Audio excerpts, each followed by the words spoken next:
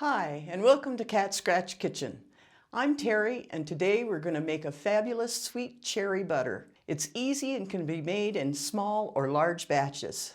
You can make spreadable fruit butter from almost any fruit, but sweet cherry is one of my favorites. Those luscious red orbs are only around for a short time, and this lets me enjoy them all through the year. But if you miss cherry season, you can make it using frozen cherries and still enjoy that summery flavor. There's something special about that gorgeous red spread on a biscuit in the winter that will brighten your whole day. You only need a few ingredients and a little bit of time, and you can make it today. So let's get started.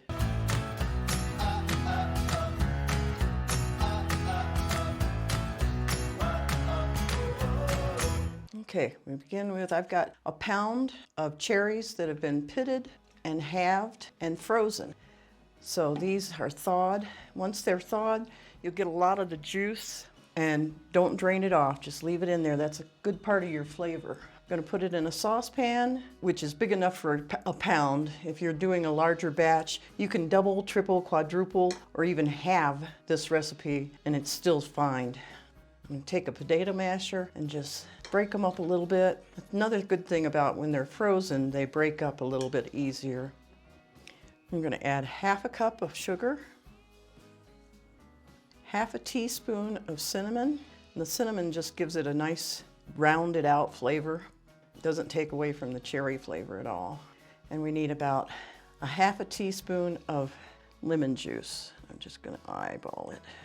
Got it on medium-high heat, and we want to let it come to a boil so that you're sure all the sugar has dissolved.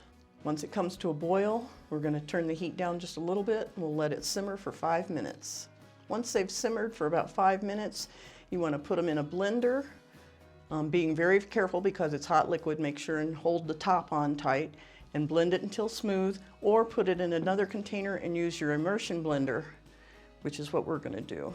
I like to use this pitcher because it has a top with a hole in it. It keeps from having cherry juice spray everywhere. I'm just going to use my immersion blender to get it nice and smooth.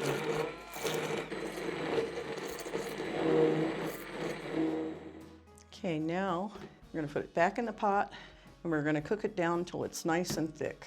And it's going to take 25 to 30 minutes.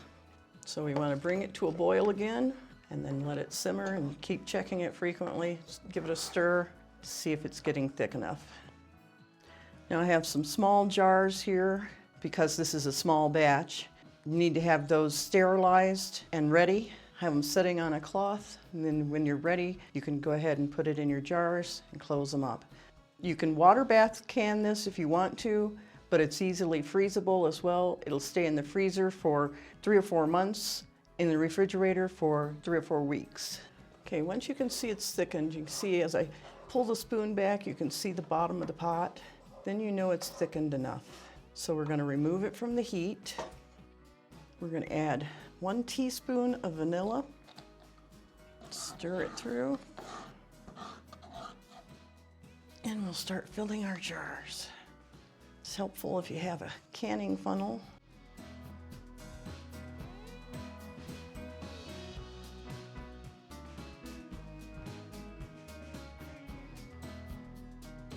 Once it's cooled completely, you want to go ahead and store it in the fridge or the freezer, however you're going to keep it. Wasn't that easy? Experiment with other fruits, and soon you'll have an assortment of delicious flavors. Try using fruit butters as fillings for Danish or as an ingredient in your favorite banana bread recipe. You can even use some in glazes for pork or chicken, or warm it up and pour it over ice cream. The possibilities go as far as you can imagine. As always, the recipe is below the like button, as well as a link so that you can print it out. If you haven't already, I'd love it if you would like and subscribe to Cat Scratch Kitchen. That way you won't miss any of the great new dishes in the future. Until next week, have fun in the kitchen.